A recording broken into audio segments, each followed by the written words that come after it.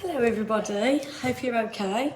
I thought I'd do a quick follow-up chat about the ABCDE of rights, because at the end of that assembly, done so beautifully by the steering group, I left you with a question about the 3 I's and the 2 U's.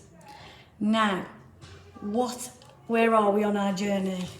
We are looking at achieving gold.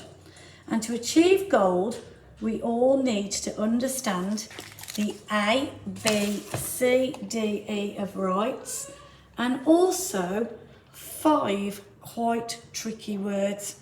So let me go through it with you. A, rights are for all children, okay?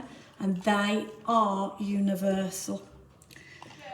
B is birth. Rights are there at birth, and that means they are inherent. C is for cannot. Rights cannot be taken away. This means they are inalienable. D is for do not. Rights do not have to be earned.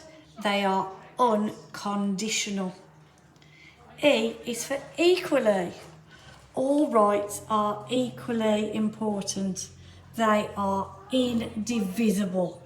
So there we go. We've got the A, B, C, D, E of rights with the 3 I's and the 2 U's. Take care, guys.